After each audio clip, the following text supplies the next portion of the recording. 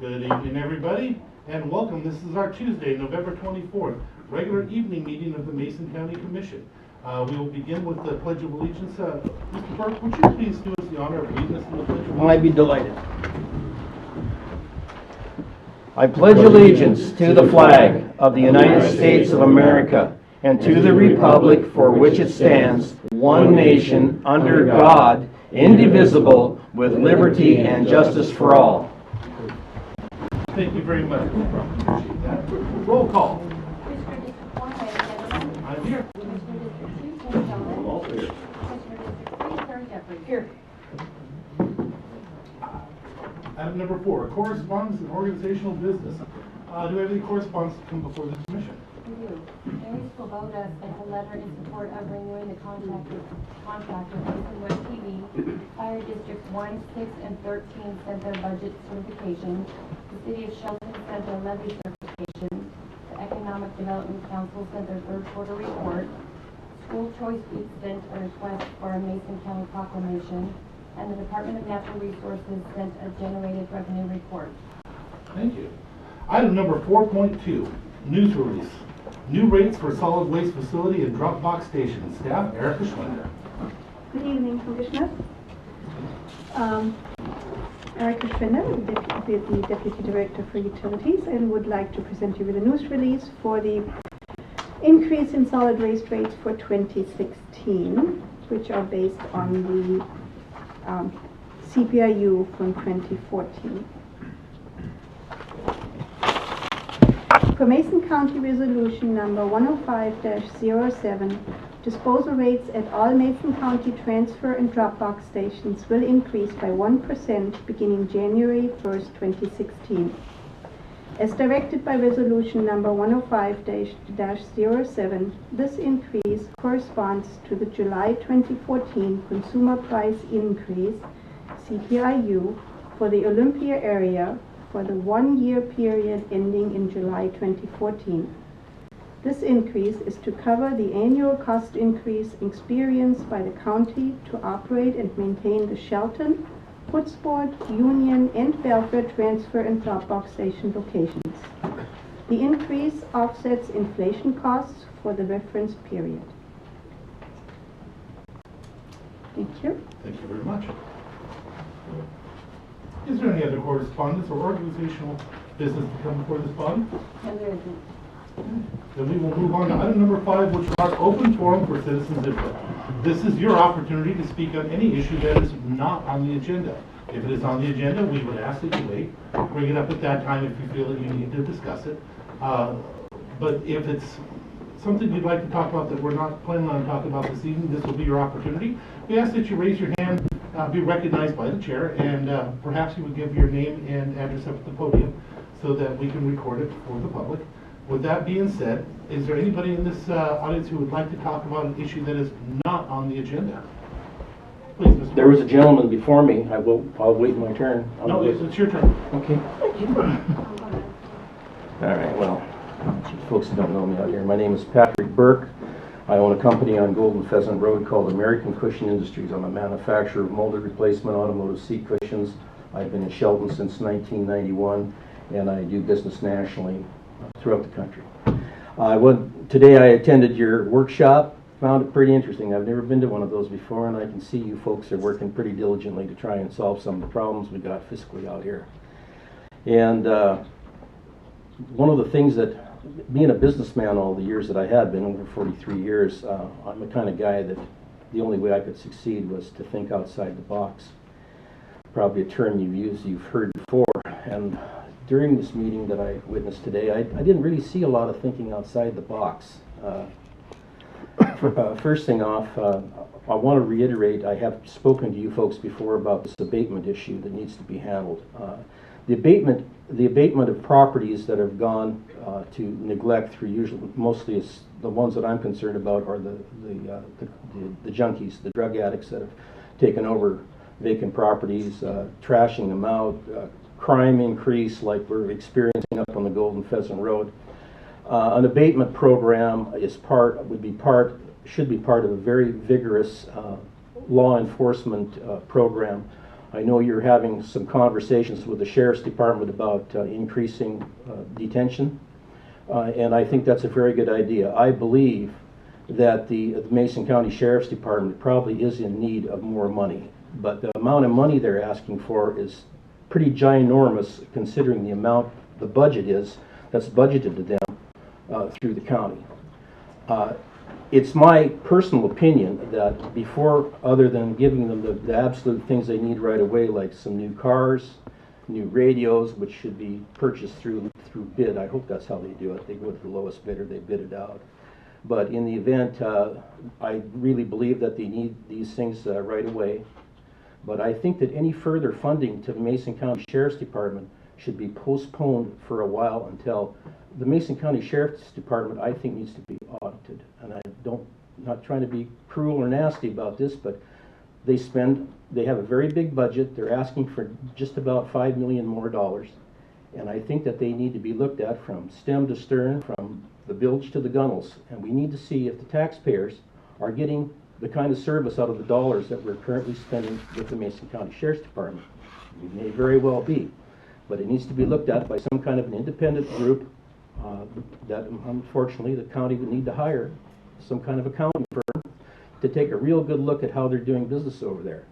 There could be problems with overlap. We may be overstaffed in some areas. We might be understaffed in areas, but we need to find out if what they have been getting to this point is something that is being well spent. Because last year they got the county rammed through, I guess it was about 15%, and then this year I've been reading in the paper, and all I know is what I read in the paper, okay, and some of those politicians you probably heard, is a 19% increase. Well, the math, you don't have to be from Montesano to realize you take 19% and multiply it times 5 years, and you're going to be up to doubling our tax burdens out here. I pay, on my little building up on Golden Pheasant Road, I pay $63 or $6,600 a year in taxes, man. That's a lot. With the house I've got, I'm paying this county $10,000 a year, and I'm getting nothing for it. Except I'm worried every night when I go to bed if my building's going to get broke into by some idiot that's sticking a needle in his arm. Out here in Mason County, we're losing a generation, folks. You need to look around, see these people tramping up and down the street with the beards disheveled, old backpacks, greasy-looking people. These are our millennials. They're young people that can't find jobs. Their mom and dads can't take care of them anymore. They just can't get out of here. They get drug addicted, and then they start stealing and causing problems. But I do believe that the Sheriff's Department, getting back to that, does need more money. But I think we need to look at it a little closer. And if they need more, let's give them what they really need. But let's start detaining these people that are breaking the laws. A lot of these people, if you can get them on a crime, arrest them, detain them, there's a lot of them you may be able to save. Detoxify these people. Be a little rough on them to do it, but we have an expert organization right here in Mason County that can tell you how to do it. They do it every day. But my proposal to the county is that we need to have, like I think I mentioned the last time I got in front of this board, was that we need to have call it a temporary holding facility. And I think it could be done really reasonably. I've been looking at some different ways to do it. If I could submit this to the chair. It's amazing what they can do with shipping containers today. It's amazing. They're secure, they're tight, you can lock, they're affordable. We talk about a couple of acres up at the airport or out on the Johns Prairie area, places where we've got natural gas, we've got running water, we've got sewage. It's not going to cost a fortune to set this up. And when the sheriff, I was reading in the paper again last week or 2 weeks ago, was asking for, correct me, $1.5 million just to house people at Nisqually holding some kind of private jail where they have to go back and pick these guys up every so many days to bring them in for court hearings that they may not even get that day. That's a gigantic waste of money. We could probably put up something like that for just about, a couple of $1 million. It wouldn't even be that much. But the ideal thing about this particular system is that you can take and add to it as you need to. When you put the property together, you have extra hookups for extra cell space if you need it. Nothing to it. But we gotta get a handle on the crime out here. And I understand what the sheriff is up against, but we gotta be able to hold these people, try these people. I mean, even as far as bail, people bailing out, your only bail bondsman in town went broke or went out of business and moved away a year and a half ago. So any of these poor people that you pick up on the street, they're not gonna be able to bail themselves out. If they get caught committing a crime or a felony, we're gonna be stuck with them for a while. Or you gotta let them go, you gotta kick them loose, and when you kick them loose, they're gonna go right back out and they're gonna commit crimes. Excuse me.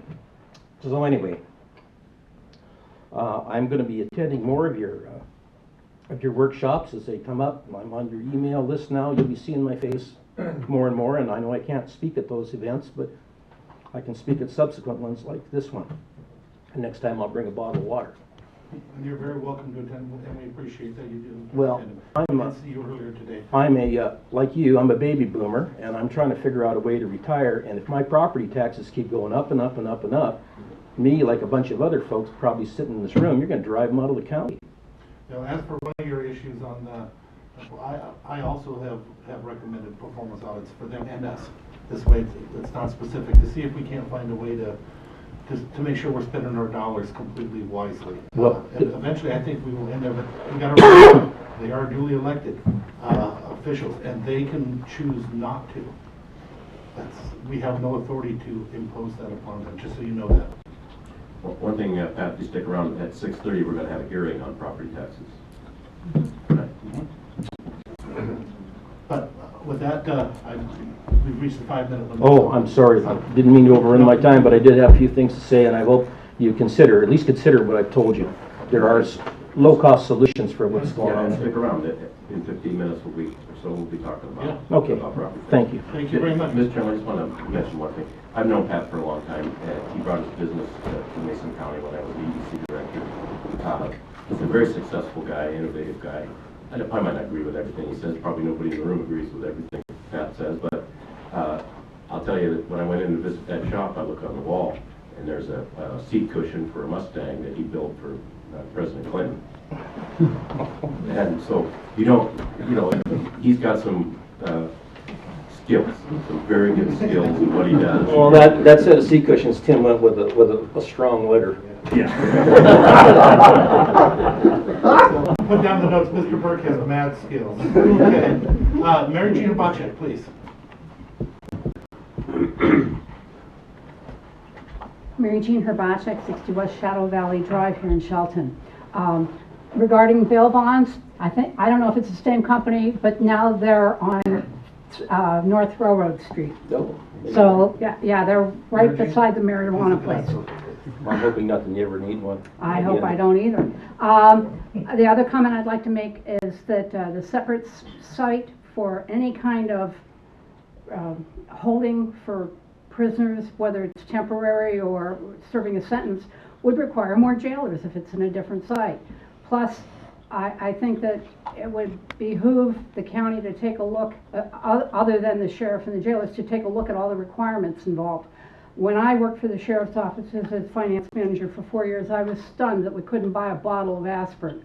We were required to have the bottle of aspirin turned over to a separate facility so that it could be individually blister packed and then sent, and then administered only by a nurse. So, I mean, and that's just aspirin or ibuprofen or Tylenol. So don't get me started on what they have to do that drove me nuts. I quit. I also want to mention, any contracts that are approved in the way of, and I know that there's contract meetings every week that go on regarding the unions and the employees. I personally feel that any contracts that are approved by the commissioners, because the three of you are the ones that sign them, should be funded fully without the department heads or the elected officials coming over here and having to pretty much get on their hands and knees and beg for the money when you tell them, oh, just take it out of your budget. Wrong answer. Regarding that, I noticed that the jail funding in the most recent Mason County budget workshop proposed modifications only shows a $32,000 this year increase to next year for jail operations. Assuming that you're still going to be feeding the same number of people you did this year, I would expect that $32,000 isn't even going to cover the cost of food. let alone some of the other things. The other concern I had is that perhaps some of the people on the commission staff are not talking to the department heads and the other electeds, because there was a comment made at the meeting, the budget meeting before this one, that one of the staff, I was not allowed to ask questions at that meeting. So I sat in silence, which is why I'm bringing it up now. But one of the comments was that that went back to the staff member from one of the commissioners was, well, you don't know the plan. And I find it a little interesting that at this late stage of the game, that there's a plan out there that the department heads or the electeds that are responsible for basically carrying out the plan don't know it come the end of November. Thank you. Is there, Conley, you're every week and it just slipped my mind. My apologies, Conley. Thank you, Mr. Chairman. Commissioners, ladies and gentlemen, my name is Conley Watson, and I live at 140 East Fox Lane. Now, I had to do a little history on this. I was glad to see you're here, Tim, because back on October the 26th, there was a little discussion between you and Randy on code enforcement, or the money coming in. Randy wanted code enforcement, and you wanted it to clean up the county. So I did a little research, and the first person that I came up on was the lady that lives on Ells Road. She came up with hollering about the smell of marijuana up there.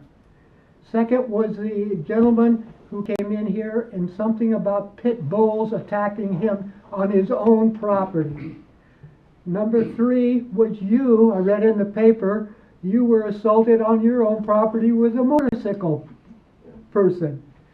And number 3 or 4 was last week, the 3 people that came in here and on a gated community where they dig a hole on a septic, and they were burying their trash and their human waste in there.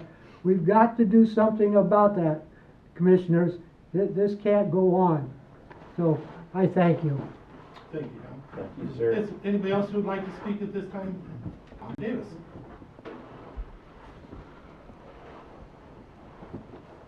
Thank you and good evening, Commissioners. Tom Davis, 170 West Bushy Road. I'll be speaking later at the hearing, so I just wanted to, on another issue, but it will be related. I want to talk a little bit about therapeutic courts, because I consider therapeutic courts the answer to what ails us. Therapeutic courts cuts down on recidivism. They cut down on the jail population if you operate the program properly, and it increases public safety. It's an investment in ourself. It's an expensive, long-term investment in ourself. There's no quick answers. We can't keep building these jails and then filling them and adding on to the jails. The problem is that it takes little time for all these, for us to all get our ducks in a row, and so you can see the performance results, and it's so hard to prove a negative. That is, all the crimes that are prevented by reducing recidivism, they don't occur. How do you have a metric for that? And there's really no relativity, because we don't know how many more crimes, how many crimes are committed by different people or the same people, or so on. So all we have is what we have, and what we have is that we know from experience, and I spend a lot of time in court these days, that it seems to be a small group of people committing a lot of the crime. And so when you hear the charges being read for the current charge, and if you can access the priors, you see that it goes on and on and on. So I'm a hang 'em high guy. If hang 'em high was a cure, I'd be at the other end of the rope. But it just doesn't work. It doesn't work, if it doesn't work, and it hasn't worked for decades, then why would we continue doing it? People want safety. It's another one public issue. This is the avenue for it. Now, having said that, I want to just talk about and as you know, I'm a veteran mentor coordinator in Mason County on a volunteer basis. All my funding comes out of these 2 pockets. And we have 26 mentees. and not a single case of recidivism, not one. We came close, but not one, and that's my point. Thank you, and they're veterans, so they're a worthy population. They're a population that I relate to, and I can talk to them, and they can talk to me like no other people can. Having said that, these therapeutic courts are funded by the 1/10 of 1% sales tax. There's those expensive propositions, both administratively and so on. And out of the 2016 budget, there's $893,000 and change that's going to be available to fund these therapeutic courts. And when you look at it, there's $332,000 of that is going to basically administrative fees of the therapeutic courts, the Superior Court, juvenile probation, the prosecutor, all worthy, all necessary, all part of the structure, all a bullet we must bite. But here's what I don't like. $192,698 is the only amount in all that money that's going directly to services. Now I'm going to say, and Tim, you and I are on the same page here, because there was it's not only the statute that's involved here, it's our own local resolution when we brought this about in November of 2010, I believe it was, 2010, 2011. In any case, but when you have a pot of money, you got a bunch of people who need to dip into that pot, but the biggest bang for your buck is going to be the contract services, and we have two service providers, mental health professionals, and they're getting $76,700, and then Northwest Resources, which is getting $115,998. Those are the boots on the ground. Those are the guys doing the work. Leon Huggins, who works for mental health professionals, he's the caseworker. I work with him closer than I worked with anybody else in my life. He is, and I've said this before, he is literally worth his weight in gold. He is understated to say the least, but constantly active. The point being that these folks at mental health professionals, and I won't speak to Northwest because I have no direct knowledge with them. I go there, but I'm working with the mental health professionals. These folks they were contracted at $100,000 to handle 40 cases. We cut them, and I was instrumental in cutting them so we could start therapeutic courts, to use those monies for therapeutic courts. We cut them by almost $40,000, and they increased their workload by up to 53. So those are the kind of people I want to work with. What I'm asking is, because there doesn't seem to be another relevant time for this, I want you to consider reinstating their $100,000 contract, because all we got is this one guy. We're both running around crazy, and we need a little help. And that's the most you're going to get for that money. If all the rest of it, of this $893,000 can be supported, certainly this element can be supported. So I'm asking for the extra $25,000. Thank you. I have a question on that. Have you already had conversations with them about what they would do? Would they bring anybody extra on to help, or is it just reinvestment in the same people for the same workload they're already doing? No, it wouldn't be. They would, and I won't speak for them. All I know is that they would expand their services. If you want a little bit more, you need to speak to Adrian, because I don't speak for other people. Commissioner Jeffries? I want to speak to the other contract we have with Northwest Resources. One of the increases to their contract was to provide housing assistance, because it became very clear that unless these folks had a place to live, they were not going to be successful in their recovery effort. And Dima, I don't have her last name, with Northwest Resources is doing the same heroic work. And the numbers I don't have the numbers in front of me, but the numbers are just stellar, and I just wanted to acknowledge her personally and then Northwest Resources.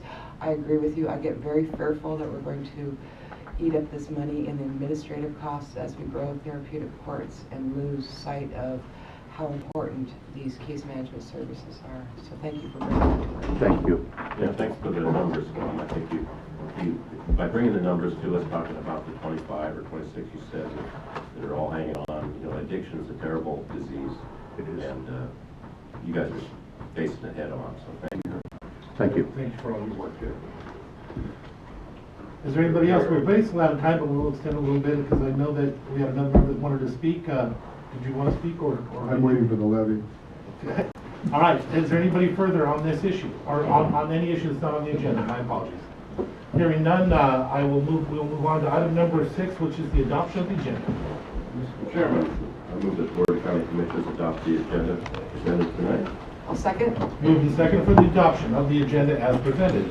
Any discussion? All in favor say aye. Aye. Aye. Aye, the motion carries. We have no minutes to approve, so we'll move right on to item number 8. Item number 8 is the approval of the action agenda. All items listed under the action agenda will be voted on with one vote, unless, of course, a commissioner or somebody in the community wants to take it off for a separate vote. With that being said, we will take the time and read each and every item on the list to be approved. After we list everything, you'll be given an opportunity to ask any question that you may find pertinent towards whether or not you want it removed from the agenda for a specific vote. I will read item number 8.1 and 8.2. Commissioner Sheldon, if you will read 8.3, 4, and 5, and Commissioner Jeffries, if you will read 6 and 7. Item number 8.1, approval for the Mason County Board of Equalization to hear timely filed appeals for the 2015 assessment year. Item number 8.2, approval to enter into a contract with Blue Collar Agency for marketing services to promote events and festivals held in Mason County that will draw attendees from outside the county. The one-year contract will commence January 2016, shall not exceed $65,000, and will be paid from the lodging tax. Item 8.3, approval of the settlement agreement with Lawrence and Jill Seymour, the Port of Allen, and Mason County. The county agrees to give up any claim to Everhart Street as shown on the plat of Allen. 8.4, approval of the Veterans Assistance Fund applications for food, $300, utilities, $547.90, and housing, $600 for a total of $1,447.90, as recommended by the Veterans Service Office. And 8.5, approval of the contract with the Washington State Conservation Commission for the Voluntary Stewardship Program Work Plan Development, VSP, and acknowledgement of receipt of funds as required in revised code of Washington 36.718.715 sub 1 to implement the program. Item 8.6, approval to a contract with Mason County Conservation District to administer and implement the requirements of the Voluntary Stewardship Program and RCW 36.70A.700 through 760. 8.7, approval to set a budget hearing on Tuesday, December 15th at 9:30 a.m. to consider budget transfers to the 2015 budget as follows. 1, $10,000 transfer from current expense ending fund balance for the litter cleanup program. 2, $378,920 transfer from current expense ending fund balance for outsourcing of jail inmates. Now that these have been read to you, again, you'll be given an opportunity to ask any questions that would help you to decide whether to have it taken off for a separate vote. Those items not taken off for a separate vote will be approved with one action. So with that being said, is there any questions in the audience that would help you to make that decision on any of the items? Hearing none, oh, yes. One question on 8.2. Okay, question on 8.2.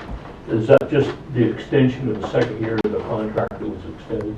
No, This is an independent. it's a completely different contract specifically for this action, for working with the events throughout the county to publicize those and try to get people in, instead of doing what we used to do, like giving individuals and letting them try to market themselves. But it's the same vendor. And we did go through It's the the same company. It is the same company, same vendor, they went through, We went through the request for proposal process, so there was an open bid process. comment. You did mention in 8.2 that they wanted to hold an attendance from outside the county. Where would they hold that? Actually, Here in the county. no, the marketing is for people to people outside of the county, as opposed to marketing to people already in the county. So the idea is to bring people into the county, spend their dollars. They're for existing events and festivals. Thank you. Are there any other questions that would help you to decide whether to have it taken off for a separate vote? Hearing none, are there any items that the community wants to take off for a separate vote? Commissioners, any items you want taken off for a separate vote? Yes, I'd like to remove item 8.6 and 8.5 and 8.6 for a separate vote. I have some discussion I'd like to have. 8.5 and 8.6. Any other items? I will entertain a motion for the approval of all the action agenda items except for 8.5 and 8.6. Mr. Chairman, I move the Board of County Commissioners approve items 8.1 through 8.4 and 8.7. I'll second. It has been moved and seconded for the approval of all the items on the action agenda, items 8.1 through 8.4, and 8.7 with the removal of items number 8.5 and 8.6 for a separate vote. Is there any discussion? Hearing none, all in favor signify by saying aye. Aye. Aye. Aye, the motion carries. Item number 8.5, approval of a contract with the Washington State Conservation Commission for the Voluntary Stewardship Program, Work Plan Development, VSP, and acknowledgement of receipt of funds as required in RCW 36.70A.7151 to implement the program. Commissioner Jeffries, would you like to lead that discussion, or I would. is there somebody you want? Oh, Go no. ahead. So the reason I asked for these two items to be taken off the agenda for a separate vote is because the contracts that were presented to the public in review in the commission packet are different than the contracts that we'll be actually approving today. I don't know if you folks have taken note of that. We originally had asked that, should I go into Please. discussion what the Yes. VSP program is? Voluntary Stewardship Program is one that the county voluntarily entered into with the Conservation Commission some years back. And it was to develop alternative mitigation opportunities and planning around some mitigation opportunities to protect our critical areas while encouraging agriculture. Frequently there's a thought that agriculture gets in the way of our critical areas and the habitat protection. But there is a lot of science and a lot of thought and a lot of work around that these things can be, these impacts can be mitigated. And so the Washington State Legislature approved some funding for this biennium to do some planning around what kind of mitigations need to be considered voluntarily by people working in the agricultural industry that would help them be able to maintain and maybe even grow their agricultural activities. And Mr. Bolander with the Conservation Commission can probably correct me if I'm saying anything incorrectly. The contracts that we are approving tonight were provided to us by the Washington State Conservation Commission, the first one, and it was this funding was available for 2 years and 2 separate amounts of money, and we had asked that could we just make it one contract, or one contract for the full 2 years, because the original contract by the Conservation Commission just had it starting in July of 2015 and ending in July 2016, and then we would have to contract again. And we tried to expedite this, and they said, no, we want it this way. We have no idea why. So we had to go back to the drawing board, or go back to their original request. And so we had tried to mirror that in assigning. One of the things that we are asked to do is to assign an entity that would be in charge of leading this planning process with all the stakeholders that would be involved, tribes, environmental groups, your agricultural community, planning directors perhaps.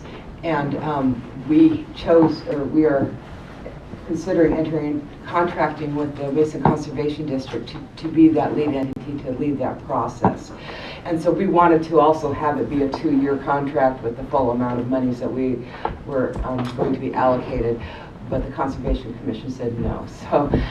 So these contracts that we are going to be approving tonight are different from what were presented to the community in our meeting packet, and so I just wanted to make sure that was indicated. And also what it necessitates is item 8.6. We will need to amend our contract with the Conservation Commission should we approve it tonight once July 2016 happens.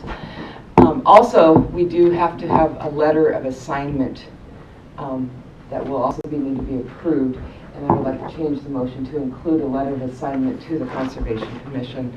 And this letter of assignment would go to the Conservation Commission. If you don't mind, Commissioner, I want to just clarify for myself. Excuse me 1 second. In looking over the contracts, I don't see anything substantially different that should cause any concern. Is there anything that you saw other than the issue discussed that caused any concern to you? Not at all. You know, I guess my fear is that somehow or another that monies wouldn't come back in year 2 of the contract, but it is biennial, you know, biennial budget, so there should be no problem there. So Mr. Chairman, the red line here is the additions to the contract, the The changes. changes, yes. And they look apparently minor. I mean, one thing is crossed out, organization is substituted for the word entity, lead entity. I guess that just makes things consistent. I noticed that the payment be made every month instead of every 30 days. That's just minor, so. Well, But the amount is a little different, and the dates. so it would be expected that next year's would be a different number instead of 150. Correct. So the original allocation from the legislature was that year 1 would be $150,000 and year 2 would be $120,000. And that was what was stipulated in the budget Okay, of the so legislature. it sounds like we've broken that into 2 years instead of the 270 for the contract. so. Correct. So our efforts to just combine it and make it a 2-year contract were not approved by the Conservation Commission. We have to go to 1-year contracts at $150,000 for the first year. The letter of assignment addition, are you wanting that in 8.5? No, I think it needs to be in 8.5, yes. I will, is there anybody has questions before I ask for a motion from the commission? Hearing no questions, Mr. Bowman, would you like to speak to this? I will entertain a motion from the commission. One thing I just mentioned too, I noticed that I appreciate was included in our backup data for the contract was the resolution that was passed, and I was a commissioner at that time. Steve Bloomfield and I were both on the commission then, and that was adopted in January 17th of 2012 to enter into the program. So it only took 3 years, almost 4 years to get the money. Legislature works fast. That's lightning speed for the legislature. Quick. So I'm happy. It wasn't my fault. I will entertain a motion. So, Mr. Chair, I move that we approve the contract with Washington State Conservation Commission for the Voluntary Stewardship Program Work Plan Development, VSP, and acknowledgement of receipt of funds as required in RCW 36.70A.7151 to implement the program and to sign a letter of assignment To to the Washington State Conservation Commission assigning the Mason Conservation District as the lead entity, to Mason the lead organization. Conservation District. Will you second that, Commissioner? I will. It has been moved and seconded for the approval of the contract with the Washington State Conservation Commission for the Voluntary Stewardship Program, Work Plan Development, VSP, and acknowledgement of the receipt of funds as required in RCW 36.70A.715, number 1, to implement the program, and also sign a letter of assignment designating Mason Conservation District as the Lead organization. lead organization. I couldn't read that. Any discussion? Does that substitute for both those items? No, then we'll need to do, They would be A second motion. So this is just 8 point. Any further discussion? thank you, Mason Conservation District, for taking on this work. All- And I just also want to share that I'm going to continue to stress and be looking for acknowledgement and planning around aquaculture. And I met with you and already expressed my concerns, and I think you completely understand what we are for, trying to make it all work and make, allow those people to make their living on their land and economic development aspects for their families, so. All in favor signify by saying aye. Aye. Aye. Aye, the motion carries. Item number 8.6, approval to contract with Mason Conservation District to administer and implement the requirements of the Voluntary Stewardship Program and RCW 36.70A, .700-760, so through 760. So I think that I covered that as well, but if there's any questions. Any questions from the audience? I will entertain a motion. I'll move then, Mr. Chairman, that we adopt item 8.6, excuse me. I'll second. It's been moved and second for the adoption of item number 8.6, approval to contract with Mason Conservation District to administer and implement the requirements of the Voluntary Stewardship Program, RCW 36.70A, .700 through 760. Any further discussion? All in favor signify by saying aye. Aye. Aye, the motion carries. We move on to our public hearing, item number 9.1. We will open this as a public hearing to take comments on the certification to the county assessor on the amount of the tax levies for 2016. Staff Frank Pinter. Thank you, Commissioners. I want to start off by saying this is somewhat a complex conversation. So if there are any questions, please interrupt and I'll attempt to answer whatever questions you may have at any point in the conversation. For some background, pursuant to RCW 84.52.070, the Commission must certify to the county assessor the amount of taxes levied for county purposes by adoption of a resolution by November 30th. By adopting a separate resolution, the county is allowed to increase its budget up to the implicit price deflator or 1%, whichever is lower, from the highest levy, lawful levy, since 1985. For 2016, the implicit price deflator is 0.0251%. Because the implicit price deflator is less than 1%, in order to raise the levy to the 1% maximum or bank the excess levy capacity, another resolution must be adopted stating there is substantial need. So the recommended action is to adopt the resolution to certify to the county assessor the property tax levies for collection in 2016 for levy certification. Now, the RCW requires that that levy be certified or that that resolution be adopted by November 30th. What that RCW also allows is for an extension of that date beyond November 30th, which has been the practice of Mason County, if the assessor does not certify to the county the assessed values at least 12 working days prior to November 30th, which the assessor did not do. So we have the opportunity to adopt a resolution at a date later, but if at this hearing the Commission can determine what it would like to do in regards to the levy and the levy rate that it would like to apply to the 2016 budget. So the options are: 1, increase the 2016 current expense property tax levy by the implicit price deflator, or 0.251%, or up to the 1% maximum, and bank the excess capacity. Option 2 is to increase the 2016 current expense property tax levy by the implicit price deflator, 0.251%, or by the 1%, and adopt a resolution showing substantial need and taking the full 1%. And the third option is to take no action, which would not increase tax levies and would not allow the county to bank any of the levy capacity, whether up to the 0.251 or above, up to the maximum 1%. Are there any questions from the community first in regards to the testimony? If you want to testify, you'll be given an opportunity to do that as well afterwards, but this is just in questions in regards to the testimony that was given by staff. Commissioners, are there any questions for staff? Derek, Go ahead, Commissioner. I do. I have a few.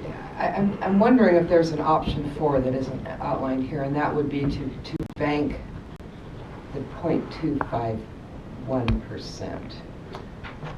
We can bank the 0.251 without identifying a substantial need. Yes. Okay, so there is a 4th option. Thank you.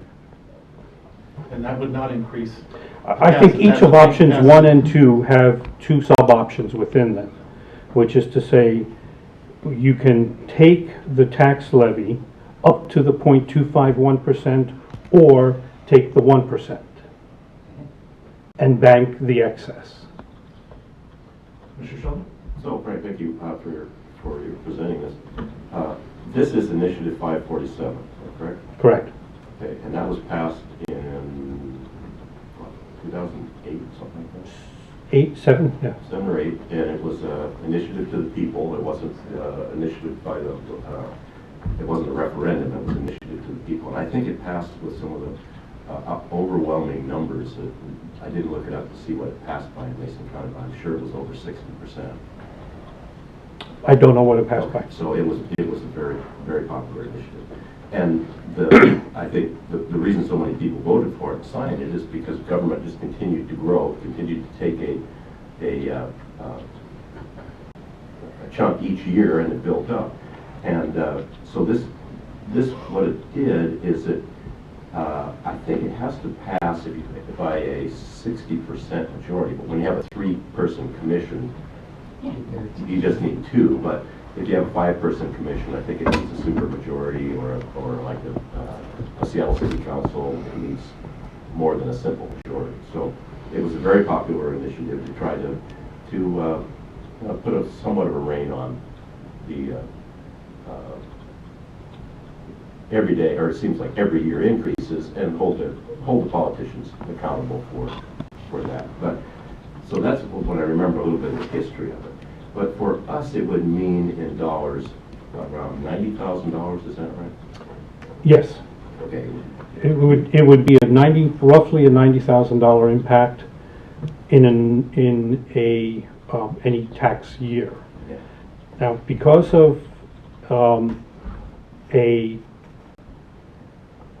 of the way we passed last year's tax levy and budget, the budget having passed prior to the tax certification, the budget was passed with a 1% increase in the budget, and the tax levy was passed without a 1% increase in the levy. So the budget this year was budgeted for an additional 1%. So this year, the impact to the budget for 2016 is double that. It's about $180,000. So by not passing it this year, the impact is $182,022 to be exact. Okay. And the exercise of banking capacity. If you take the vote to bank the capacity, to me it's like the present commission locks the safe. Say they vote, they lock the safe, but they leave the key in it. And I think it's up to 8 years later, another commission can take that key and turn it back the other way and reach in and grab the money. Bank capacity is to say, if I don't take the money this year, I am reserving it for the opportunity to take it at any point in the future up to, I believe it is 8 years. For another commission. For another It won't be commission. me, because I won't be here at another commission. I've got 1 more year. So it is it's an unusual thing. I don't think the taxpayers understand it totally, is that bank capacity is still available to the subsequent commissions. That is correct. If that- That's what if banking capacity If we means. choose the option. with And that's why bank it has to be done by resolution. I want to clarify something, though. You can't go back and retroactively and collect money. You're just allowed to charge that much more from that point forward. Correct. You can't go backwards to say prior years, the taxes are, The only thing you're I'm paying collecting is for the taxes from tax prior years. procedure, not the ability to go back and collect. Correct. for it. It is to, On the 180,000 that you mentioned, is that what you have budgeted this year in our budget, though? or- correct, that is what's budgeted. What's budgeted in this year's budget is $9,410,000 for property taxes. And that's because it's built on last year's budget, which was built on the assumption that 1% was included. Last year, the budget was passed on December 7th, the levies were certified on December 16th, and they were certified without the 1% increase. So the budget from last year then was increased by that 1% to come up with this year's budget, which is kind of compounding the problem by, compounding the difference by a 2-year doubling of the $90,000. So 180,000 divided by 9,410,000 would be the percentage. Correct. Other questions for staff? Thank you. This will be your time, and we're going to go ahead and close staff testimony, move into public testimony. If you in the public would like to testify, we ask that you please raise your hand, be recognized, have you come forward and announce who you are, please, perhaps where you're from. Thank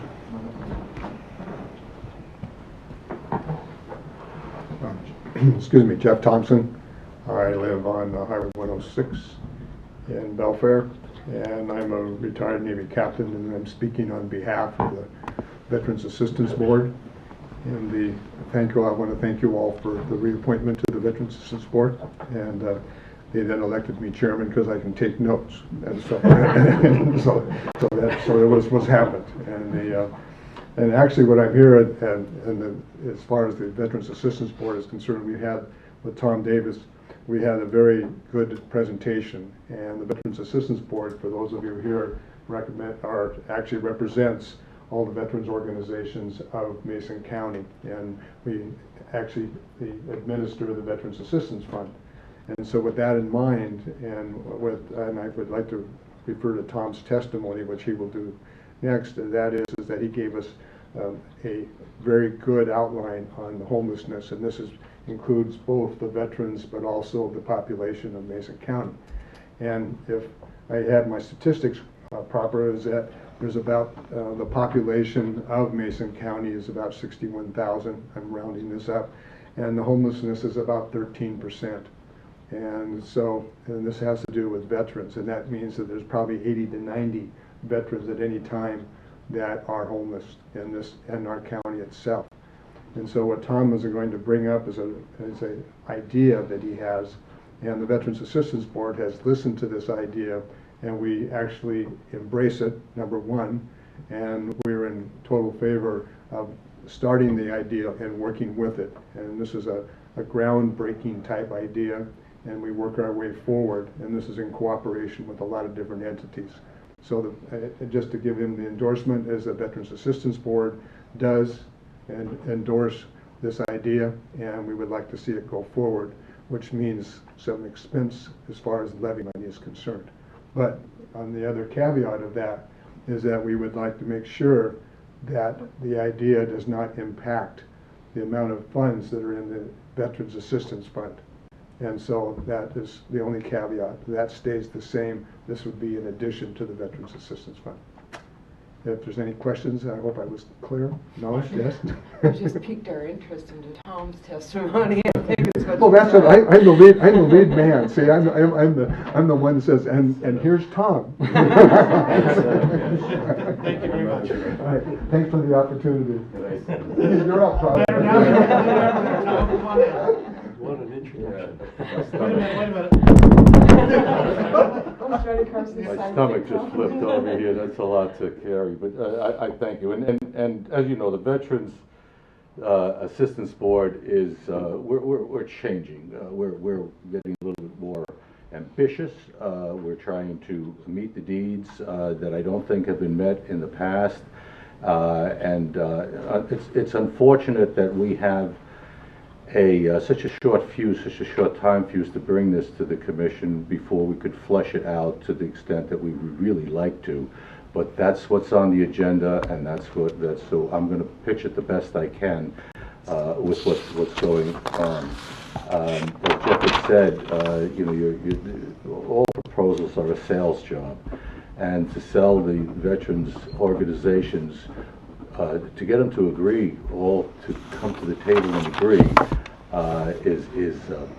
is a feat worth noting. And it's only because of the importance of this particular issue, I think, that we got the traction that we did. But as Jeff had said, the promise is that the Veterans Assistance Fund, as it exists today, through a tax levy of 1.8 cents per thousand dollars of property tax, and generates about $96,000 a year, they're looking to expand that. We're a very prudent bunch of guys. We don't spend all the money in the pot because we never know what's coming around the corner. So there are some rollover funds, and to this, and they'll be quite honestly with you, about $130,000. but we will be coming very shortly with you to increase the yearly allotment allowable under the Veterans Assistance Fund, not only from 800 to 1,000, but 1,000 to 1,200 soon after that. The point is being, prices keep going up, costs keep going up, the assistance has to go up, or we don't meet our statutory responsibility. And so having said that, this is the time we're talking about levies, and not to the extent that Frank is talking about them, but this is our silo of money that we have to work with. And so what we've discovered is that no matter how hard we work at the Veterans Memorial Hall for the assistance, to assist veterans, we have a homeless situation that's just not being able to be met. We take our homeless guys, if they agree, we bring them down to Olympia in the morning and sometimes bring them back at night. It just doesn't work. It's a very clumsy thing. We have not a single facility. This is not only for vets, and I would expect that this program, if you agree with this, it'll be expanded, and it might be a solution to at least put a dent in homelessness overall. But because we're a veterans organization, I'm talking exclusively about veterans, resources to go to veterans. So what happens? We've got these guys who don't have homes, and it makes our job in therapeutic courts harder, because it's pretty hard to talk about chemical dependency if you don't have a house. I mean, any one of us would probably have a failing of character if we were stuck in the rain out in the woods, you know, and so you wind up with this need, and the need needs to be met at some point, and the starting point would be that that the funds that are existing today in the Veterans Assistance Fund will stay and will be sacred, hallowed ground, and will be used to expand the existing services. The funds that I'm asking in addition to that, through an increase in the tax levy to veterans, and remember, we have the smallest levy allowable and still have a levy, and it's the smallest certainly by a wide margin in Mason County, so we're looking to increase that. Now, we're working with Homes First. Homes First organization is an organization that require that we put 30% down of a purchase price of a piece of property. They manage it, the county doesn't own it, and they collect rent and get mortgage from it, but our buy-in is 30%. And incorporated in that would be not only a shelter areas as we're proposing it to Homes First, but also some housing that is laddered, you know, temporary housing and then permanent housing, making real homeowners out of homeless people. Again, this is very ambitious. I don't know where it's been tried. I see in Utah they give away houses because they'd rather have people living in free housing than on the street. That has a negative impact on the entire community, both on safety and business, our economy, and so on. So we need to do something. And I would also be open to a better idea, if you have a better idea. We need some capital. We need initial seed money. It will not be the last time I come back here. If we don't get sustainable funding, then we're looking for capital investment. If it comes through not increasing the levy, that would be fine too, but at some point we would probably have to increase the levy to satisfy our obligations. We have several properties in mind that we're looking at. Depending on what we walk away with, if anything, will determine how we proceed from here. So I realize that I'd love to come to you and say, listen, there's this property on the corner of such and such and such, and it costs $250,000 to renovate and blah. I can't do that. All I can do is stand on our record. All I can do is stand on what we've accomplished with almost nothing and what we could possibly accomplish with something, so it's a risk. I'm not going to throw out particular numbers. Let me throw out one. We need $100,000. That's our buy-in.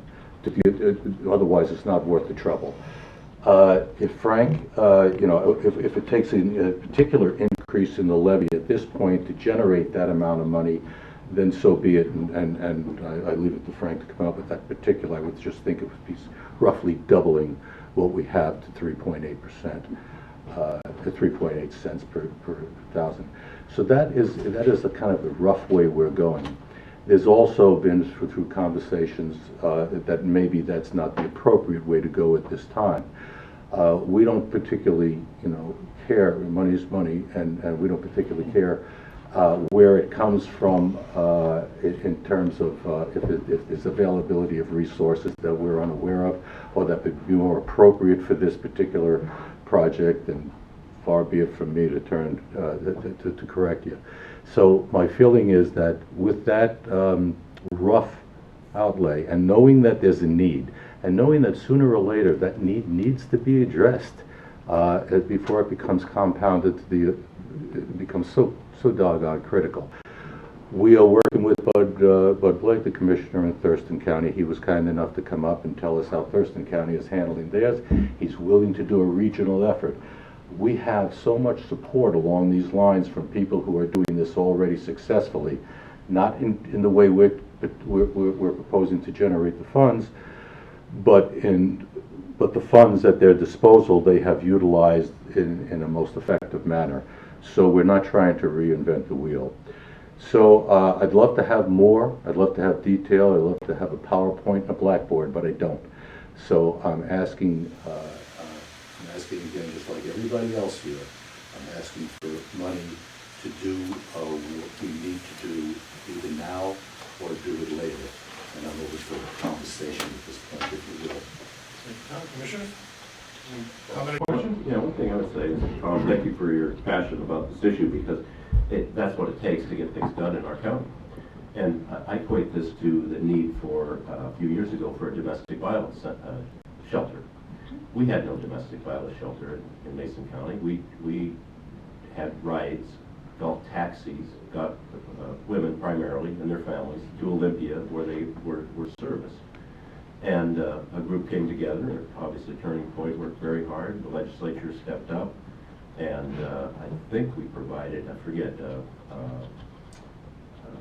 our Ways and Means chair at that time, Marguerite Prentice. Went to her and told her this story. She said, I can't believe you have no domestic violence center shelter in Mason County. And she was an advocate for us, and I think we got close to $2 million. And a nonprofit helped build the center. It's here in Sheldon. It's functioning. That's what we have to do for your issue. There's money out there. We just have to put together the proposal and to go after it. And Frank, you're the mathematician and the professor. I call Frank the professor over there. So Frank's the professor. So if 1.8 cents per thousand, if you had a $200,000 house, to increase that by another 1.8 cents, would that come to $3.60? Roughly, yes. Yeah. So I think if our citizens could afford, on the average, $3.60, I think it's a good investment. Thank you. To take it to the maximum. But how to do that at this time, the professor would tell us, because I don't know that this issue addresses that issue. Or I that, think it would be a separate. or that we can do that within this budget hearing. Yeah. If you don't mind, Tom, he's going to share that podium with you for a second. Yeah, I would just like to say that the maximum is 27 cents that we're allowable. That would generate 1.8 million. I'm all over it. Don't leave, Tom. Please don't leave. Could you? Since we're not passing a levy today in regards to the tax levies for the certification for the county, I can, during the next budget workshop, put together a tax levy proposal that would increase the levy amounts for this consideration and show the impact to the budget as well as to the taxpayers, and have that for you at the next budget workshop on Tuesday. And that still gives us time to do the certification in mid-December. just fairness to the commission, to the public, just so you know, I have been talking with Tom on this, and I'm one of the people that is in full support before we even get started, so I want to make that clear, so I'm not hiding the fact that I'm trying to make something like this happen in the long run, so.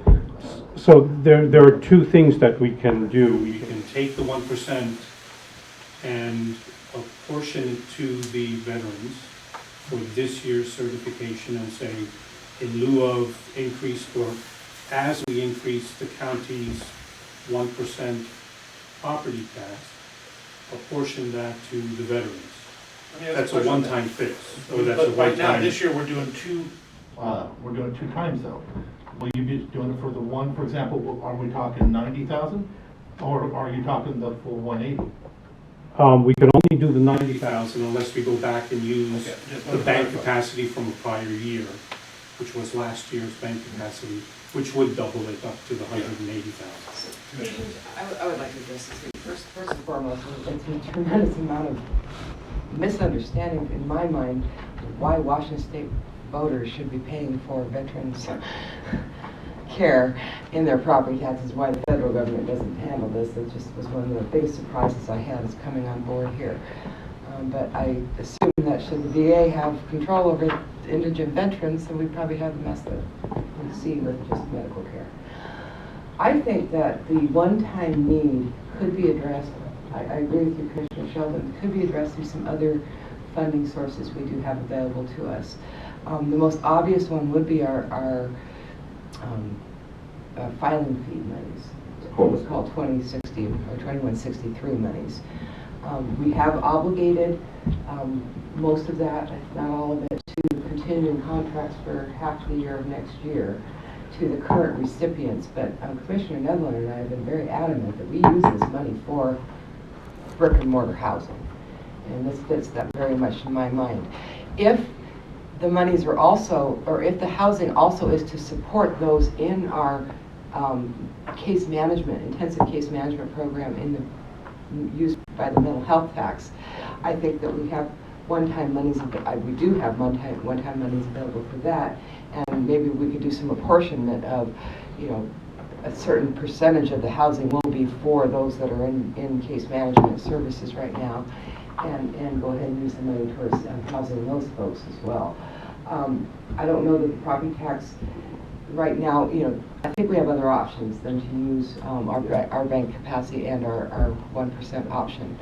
But I do think that it's worth a discussion as these things roll out with Homes First and the maintenance costs, et cetera. Where will we find that additional money? And maybe it is through the indigent veterans property tax levy and increasing that. But I think there's some options available outside of this. That's some of the conversations we actually just had, me and Tom as well. I'm supportive either way on this because I just want to see us move forward and it's short and sweet. They need 100,000 in seed money, and as long as we make it our task to try and make that happen, then I'll be comfortable. I'll go however we want to go on this.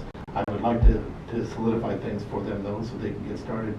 Because regardless of the fact that the federal government doesn't cover it, they're still ours, and we're working on government. I want to continue with that. So I'd be happy to go in either direction as long as we're just moving in the direction we're going. Can I just say, I'm not sure that the 1/10 of 1% money can be used for that housing, and I'd have to reread that statute again to see if that's possible. I know it was for therapeutic courts and services and a variety of other things, but actually a very small level of other things, but I don't know if we can use that for our housing needs. I gotta get back. There is grant money that we use right now currently to support veterans in their housing and looking for housing, and also folks in our drug court. It's grant money. And we do provide $40,000 under our case management contract for housing. And in Northwest Resources is that's not necessarily veterans and so on. And bear in mind, I would like to expand the program outside of just the veteran population. I just figure we have more control and more, we have the ability to generate these funds and then and take a little flame out of this fire of homelessness use this. And if this works, then we would expand the scope of our efforts to include the regular homeless population.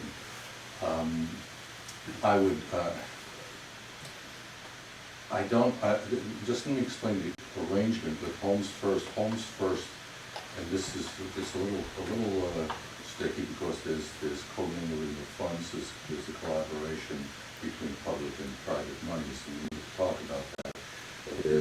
Homes First actually either gives us the mortgage or goes out and gets the mortgage for the property using our 30%, and then that full mortgage they honor by certain rents.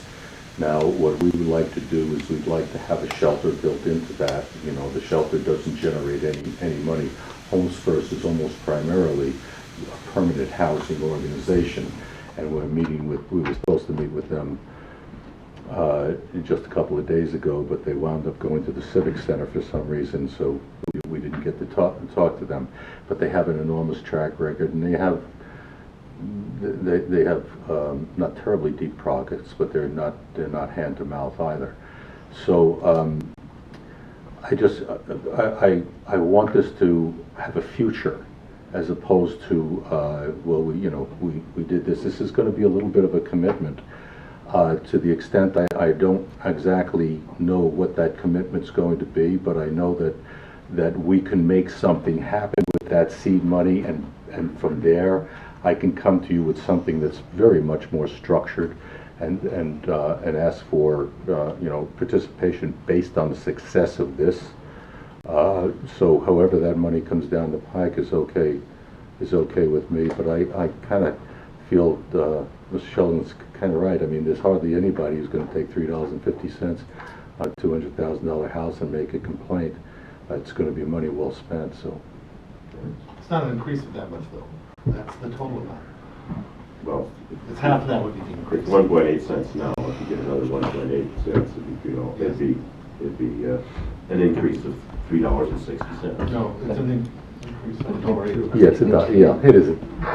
It is $1, but it's not much in any case. So, Oh, 200,000. 200 times 1.8 cents. Would be an increase of, I'm just looking for direction at this point, so we need to move forward, or we need not to move forward, So but we I need to. think your issue, which is an outstanding issue, I mean, obviously, I think we all agree that the need is out there. I'm not sure that this particular 547 vote, it takes care of it. I think it would be, Frank's going to research it, sounds like, but I think your vote would be more in line with the levy itself, when it exists, which would be a separate public hearing. And I think that just like the domestic violence shelter, there are some monies available out there. We found $400,000 last year on the capital budget to renovate the Century Pavilion for the seniors. So we're underserved here. I think we can make a try at finding some capital dollars. We'll probably go after all of it as much as we can, but we need to start. Yeah. And if I have a track record, I probably wouldn't be standing here. I'd be going someplace else to get more money, but it has to start somewhere, and that's the minimum amount we need. And the Domestic Violence Center was also, we worked with a nonprofit group who specializes in this type of financing. Mm-hmm. And there are some wonderful groups out there that can lead you down a path that's been walked many times before. So. I also agree with you, and Tom and I talked about this, that this may not be the right thing for the simple reason too. If this is one-time money that we're looking for, that means we have to move back the levy over the next No, year. he's not looking for one-time monies. He could settle for one-time monies. But that means you're taking current expense money and now earmarking it year after year after year for the veterans, where it's more appropriate in the specific veterans property tax. Raising their levy. So So what, thank you very much, Tom. Okay, thank you. Uh, If I may, Please, Frank. my recommendation here would be to table this item until December 14th and have another hearing, at which time then we can resolve the issue of the 1%. We can resolve and have had a conversation from a budgetary impact on the proposal in regards to increasing the levy and/or apportioning dollars out of the 1%, whether it's recurring or a one-time cash infusion for the veterans at a budget workshop. And then have the hearing on December 14th so that we can then pass the resolutions and meet our levy certification requirements. Please. But the supporting documentation you said says we have to pass, or we have to certify the levy by November 30th. If the assessor had presented assessed valuations within 12 days of November 30th. So we do have a window of making that change. And I'm going to be, if we decide to be comfortable with that, because I still have a question on 180, which I didn't. But we're still doing public testimony at this point, so. Correct. Is there any other public that would like to testify on this issue before we take the commission again? Too long. How's your back feel? Steve Bloomfield, 391 Southeast Dalman Road, Shelton. I would love to see you pass this. I think that the time plays a part of this as well. In a one-time infusion of this money may bridge the time so we can get to the other fixes. I think that's important. And the other thing it would do is keep Tom from being here every week talking. That's worth $3.60 or whatever it is as far as I'm concerned. Thanks, I think. Wait, I'm sorry. You have to, hold on. Can I say one more? No, we're limited to this, to the first testimony on the other. Is there anybody else who would like to testify at this time that's not testified? Okay, I'm gonna go ahead and throw it to the commission and see if, for commissioner deliberations, see if we have a motion, to continue or a motion for some other matter. Well, Mr. Chairman, I think we've had some excellent testimony tonight. I think we've got some issues to work through here, and I would move that the Board of County Commissioners table this public hearing, continue this public hearing until December 14th at 9:30. Before, So the 14th is a Monday. So the 15th? 15th, I'm sorry. before there's any second, though, I'd like to ask, are you open to the idea of allowing for public testimony again at that time? I think if we leave it open, I think that I think we'd like to have, I'd like to hear more about it, but let me look at my calendar again here, because I thought we were talking about doing it 14th. Well, the 15th is 15th is a Tuesday. 15th is a Tuesday, so if it's earlier in the morning, it's better for me. I gotta be in, I have to testify It's the at, morning one of the 15th. I have to testify in Portland at 6:30 at Northwest Power Conservation. One of the things, we have the time to do it, we could, with the commission, first of all, we don't have a motion to second, but if we did, I'm sure we could also ask that public hearing to be put in the front of the Tuesday morning meeting instead of the back, at our own, on our own request. Could we have it on December 8th, which is a Tuesday? Or just- We have a number of other public hearings already scheduled for that Do we day. have enough time to notice that? Well, if we continue this, We don't have to notice it. if we continue this to Tuesday, December 8th, would that be possible? But there's a chance that what we're looking for is a new hearing, Yeah. if that's what we come up with on a separate levy question. Mhm. So I think that we need to give ourselves enough time for any potential public notice. And we could move it, will that one actually benefit, movement to the 8th? Well, we have budget adoption, we also have budget supplementals. We're gonna be really busy that day. I can take all the medicine one day. What about the idea of moving the hearing up to the front of the Tuesday, the 15th meeting, so you have plenty of time? Yeah, I I gotta be there to testify though. And there's a meeting earlier in the day as well.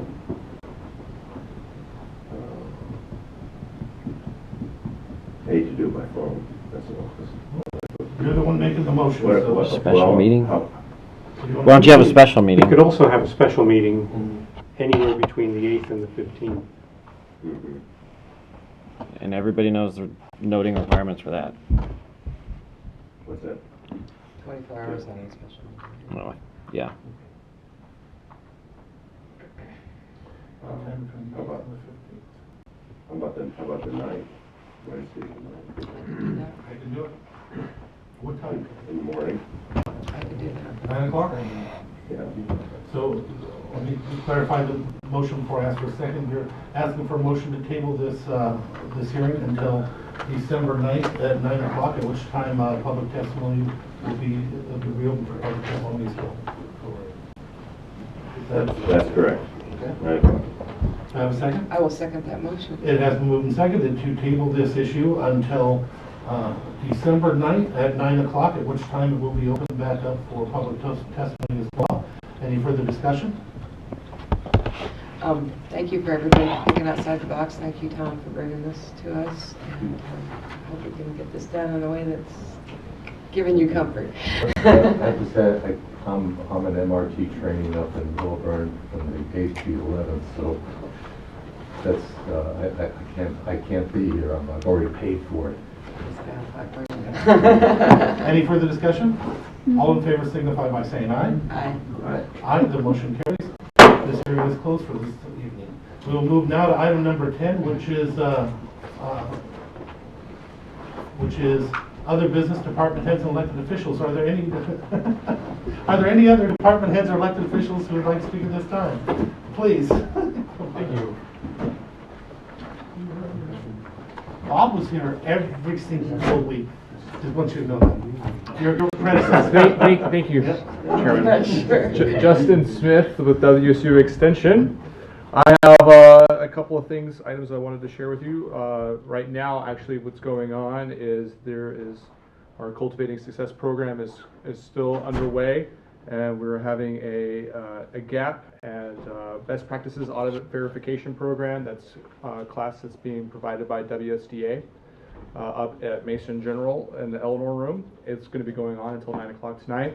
Next week, on December 1st, from 6 to 9, we'll also be having a workshop on marketing for agriculture value-added products. I will be presenting on some data that we've collected from state that basically looks at what are some of the drivers around direct marketing consumption and access for farmers to provide what kinds of products people want. So Where and when is that again, please? it is Mason General Hospital in the Eleanor Room from 6 to 9, What time? What day? December 1st, Tuesday. How many people are you getting participating in this? There's 8 people that are taking the full course. Last week there were, I believe, 13 people that showed up. So that's as part of the public. And the topic, I do not know or remember off the top of my head. There's each it was actually we did a farmer roundtable. And so what we had was a large scale producer who had taken on high amounts of debt. We had a medium-sized producer who had taken on like a minimal debt. We had another group that was pretty large that had moved in with no debt. So basically paying off and looking at what are kind of the approaches, the drawbacks and benefits of either approach to give the students kind of an idea of what they might want to do. So obviously I think the large scale or the medium-sized scale with minimal debt was it's a longer process, and you have to have that vision. And with the ones that took on higher amounts of debt, it's a completely different type of agriculture. But it gave them a breadth, what's out there and what's possible. And then next week we have a Corona Communications. Will be coming in and presenting also I call marketing strategies. So I've got the data on like what are the kind of the drivers of consumer demand, how people identify value in terms of the foods that they buy at a local level, And then we'll have kind of the marketing piece on like how do you effectively market and brand your product. It's Tuesday the 1st. Correct. Marketing. Sounds a good subject. Yes. So Tuesday, the first, not Yes. December 1st. Should be exciting. The other piece that I wanted to just share, and they left, came off stuff. So they did an article.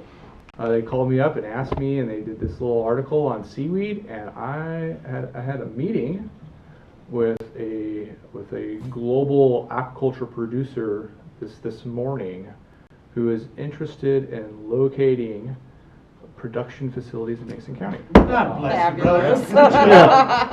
I wanted to say something, but they're just.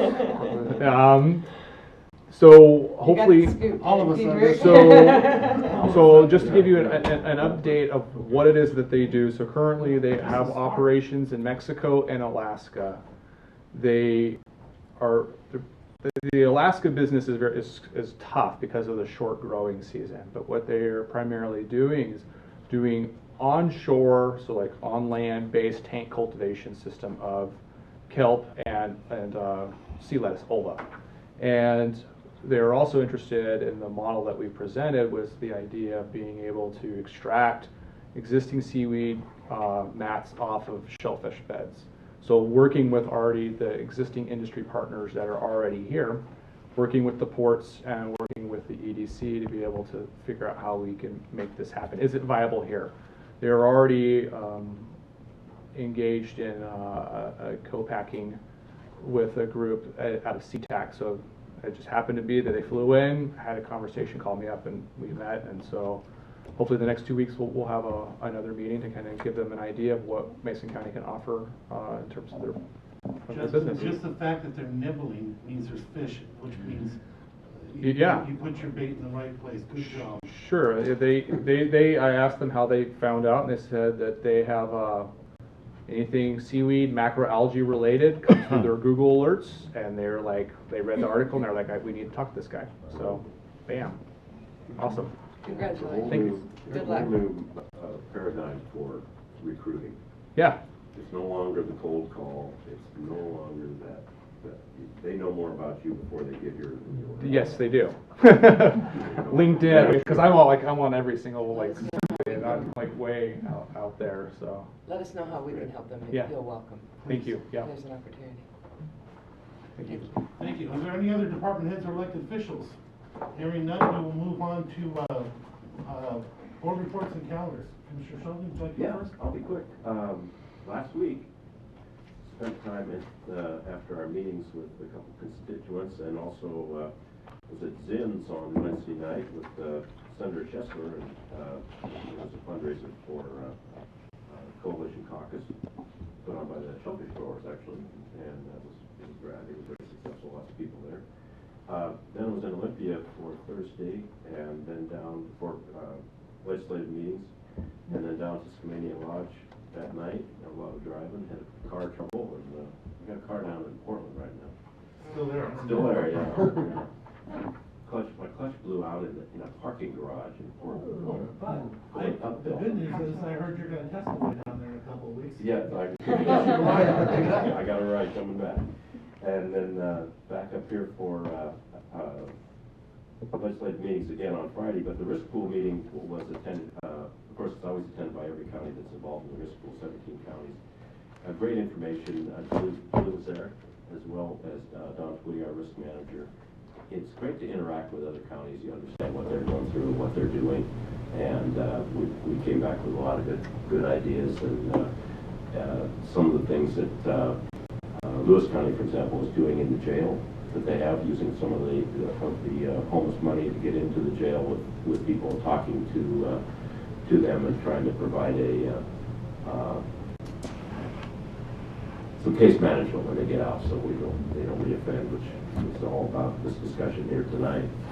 And we had our briefings yesterday, commission meeting obviously tonight, briefings in the morning. We're working on the budget, and I think we had I think we had a very productive meeting with the sheriff's office today, and put the swords in the scabbards and sat down and talked about some of the things that we all have in common here in Mason County, and I think that was very helpful.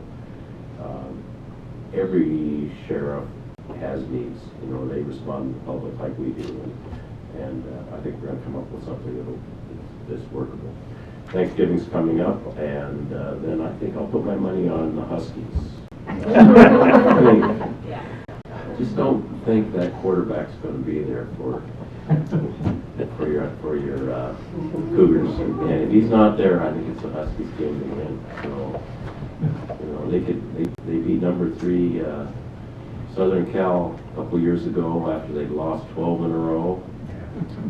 It could be big upsets. So I'll put my money on the Huskies. Commissioner Broken Watch is right place today. And even her, I'll go Coug. Really? You go Coug, okay. All right, that's my week coming up.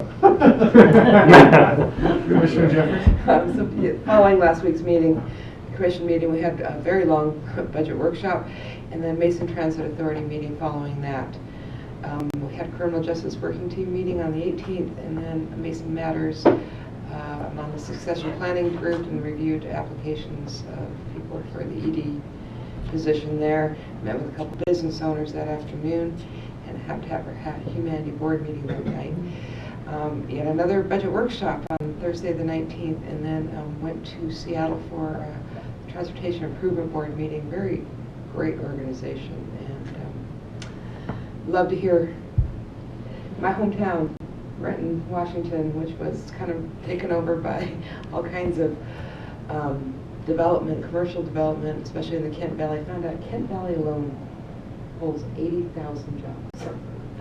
I mean, the numbers are just phenomenal, and it's kind of hard to listen to those and think about our 20 jobs here, 30 jobs there. 151 languages in the city of Kent. Learned about a lot of things in the area I grew up in. Let's see, so this weekend I got to do indoor parachuting for the first time. Pretty fun. Now I'm ready to jump out of a real airplane. So we had we had briefings this morning, and then budget briefing this afternoon, and then on Monday, I mean, and then budget work Memorial Hall Committee meeting this morning. I spoke to them about the potential of having vet court and other vet services there, and they're all for it. So now we just have to make sure the judges are okay with that. Budget workshops this afternoon, Board of Health this afternoon, our commission meeting.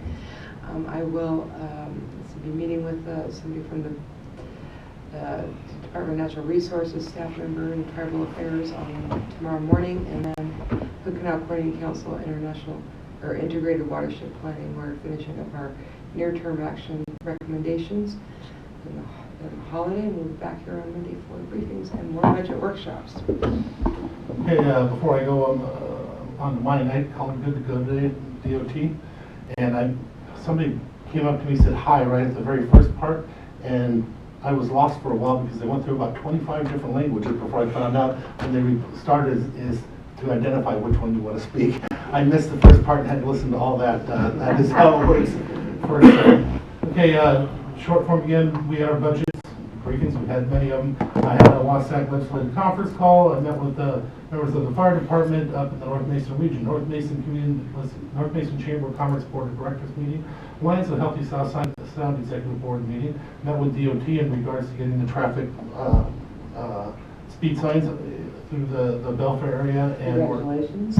we're also working to get some more for the Allen area. I was on KMES radio. We had more budget workshops. I went in your stead to the PRTPO, and my phone auto-corrected it and called it proposal, and I couldn't figure out what it was. Luckily for us, Diane did, and good thing I got there because they didn't have a quorum if I hadn't gone. So, no, thank you, because you also, a meeting I will not be mentioning is I did not attend the Mason Transit Authority because being with everything I had, I got saved by Commissioner Jeffries, decided to do that one and let me go home. Text me, said they had enough people, and believe me, that particular day, it was very much appreciated. I met with the realtors. I met with, we had more briefings. I did a canvas board. We had more budget meetings again, and we actually had 2 more, and then we had another canvas board meeting, and then Board of Health today. before coming into this. Now, next week, so far listed is the North Mason Chamber of Commerce Luncheon. I plan on attending a Hood Canal Kiwanis meeting early in the morning to give somebody a real heckling. I'm going to sit in his audience. I do intend to go there for support, actually, for what you're putting forward. That's my North Mason Resources has a breakfast I will be attending, and I have another meeting with some constituents. Believe it or not, on Thanksgiving, class of 8047 is having to get together that they've asked me to attend. Food and fellowships, we have our briefings, we have our budgets, I have a left board meeting, and that brings us back, and we start it all over again. Is there anything further to come before this board? I will entertain a motion to adjourn. Chair, move we adjourn. Have a great night, everybody. Happy Thanksgiving, everybody. God bless all of you. Tom, if you got a second, I'd love to